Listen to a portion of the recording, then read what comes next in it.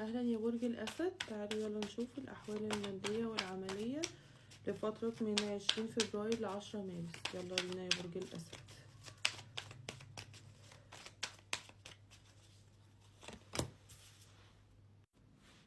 واضح يا برج الأسد إن أنت كان في حاجة أنت باصص عليها وعايز تحققها، فرصة معينة أنت كنت عايز توصل لها.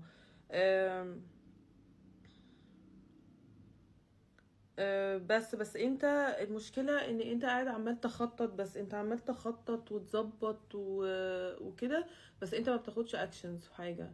آم، بس فانت يعني فعشان كده انت بتخسر او بتحس ان انت آم،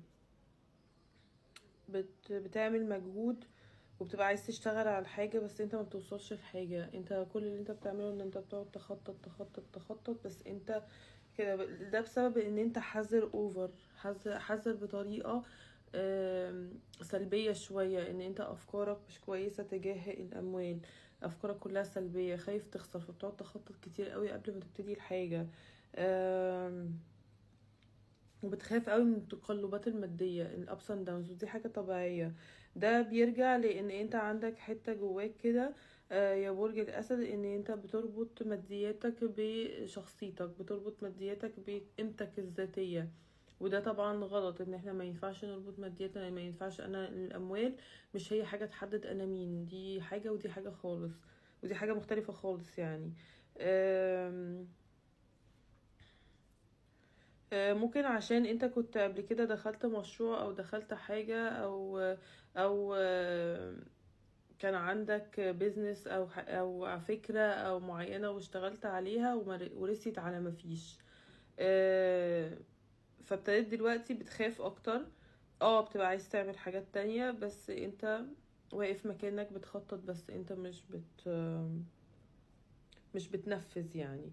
وبقيت حذر جدا بزيادة، وتقعد تخطط الضرايب هعمل معاهم ايه، والرقابة هعمل معاهم ايه كده، ومفاوضات وهات وخد. فهو واضح ان انت في بداية جديدة جايالك، وممكن في بتفكر في مشروع او شراكة جديدة او كده، بس خلي بالك في المفاوضات ان مش كل حاجة لازم تمشي على مزاجك، دي اهم حاجة.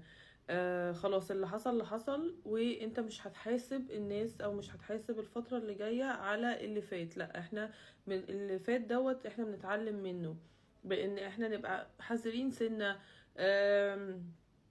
نشوف احنا غلطنا في ايه ومن ما نكرروش، مش نقعد نخطط بس وما نشتغلش وما نسعاش، او ان احنا بنخطط اكتر ومن ان احنا بننفذ، او ان انا لو عندي شريك او كده يبقى هو كل حاجة عليه، وانا عشان انا ما يحصلش معايا حاجة، او ان انا ما اخسرش حاجة. لا، هي الفترة اللي فاتت دي كانت عايزة زي تبين لك ان انت عندك مشكلة في قيمتك الذاتية. انت بتعمل لو انا معايا فلوس هبقى منطلق وكويس ومبسوط وسعيد وبعزم الناس وعايش حياتي وواثق من نفسي وظاهر. لو انا مش معايا فلوس انا مختفي ومكتئب ومتضايق وزعلان وكل دوت. فده معناه ان انا بربط قيمتي الذاتية بالمادة، وده غلط جدا، لان الحياة فيها ups and downs كتيرة. فانت هتقعد بقى تتمرجح بسبب الفلوس؟ لا، الفلوس دي وسيلة عشان احنا نعيش احسن ونعيش مبسوطين، مش عشان تكئبنا بس. فخلي بالك في بداية جديدة ليك في شراكة او حاجة انت عايز، حلم معين انت عايز تحققه، بس امشي ورا حدسك وخلي بالك من الاشارات كويس جدا اللي هتجيلك. ومش كل حاجة لازم تمشي على مزاجك او على هواك يا برج الاسد، ماشي؟ لازم تتفاهم، تقابل الناس في النص الطريق. في فلوس هتجيلك، وممكن بسبب ان انت كل عايز كل حاجة تمشي على مزاجك او كده، فهي ممكن تخسر جزء منها. يعني حاول ما تبقاش عنيد يا برج الاسد، حاول ما الايجو ما يلعبش اللعبة الوحشة دي معاك، فهمتي؟ ففي فلوس جايالك بس هتخسر منها. هتخسر منها شوية.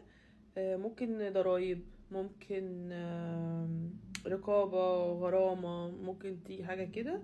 وانت محتاج نصيحة ليك، محتاج توقف تفكيرك السلبي تجاه الأموال، محتاج توقفه يعني. يعني حاول بكل الطرق. انت عندك مشكلة في افكارك تجاه المال، ان هي مثلا ممكن تكون بتيجي بصعوبة قوي، ان الواحد لازم يطلع عينه عشان يلاقي الفلوس، ان ممكن حاجات كتير قوي دي انت محتاج تبطلها. لا، المال بيجيلي بسهولة وبيسر، و وان انت تحاول تغير ان هو مش لازم يطلع عيني عشان الاقي فلوس، مش لازم اتبهدل في الشغل عشان يجيلي فلوس. وافتكر ان افكارك بتقلب اقدارك، كل ما بتفكر بطريقة معينة هي دي اللي بتتحقق. فانت حاول تفكر بطريقة سهلة وبطريقة إيجابية تجاه المال، إن هو بيجيلك بسهولة بيسر، مش لازم تعمل مجهود كبير، وهكذا. ماشي يا برج الأسد؟ قولولي بقى ايه رأيكم في التعليقات في القراية، وباي باي.